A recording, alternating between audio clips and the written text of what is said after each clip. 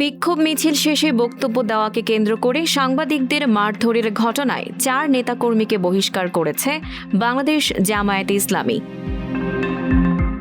গত মঙ্গলবার ঢাকা মহানগরী দক্ষিণের ধানমন্ডি জোনের উদ্যোগে একটি ফ্যাসিবাদ বিরোধী বিক্ষোভ মিছিল অনুষ্ঠিত হয়। মিছিল পরবর্তী সমাবেশ চলাকালে সাংবাদিকদের ওপর হামলার এই অনাকাঙ্ক্ষিত ঘটনা ঘটে। ঘটনার পরপরই জামায়াতে ইসলামী ঢাকা মহানগরী দক্ষিণের পক্ষ থেকে 4 সদস্যের একটি তদন্ত কমিটি গঠন করা হয়। কমিটির দেওয়া তদন্ত প্রতিবেদনের সুপারিশের ভিত্তিতেই বুধবার এই শাস্তিমূলক সিদ্ধান্ত নেওয়া হয়। বহিষ্কৃতরা হলেন শফিকুল ইসলাম, খায়রুল আলম রাসেল, আবুল কালাম ও মামুন হোসেন।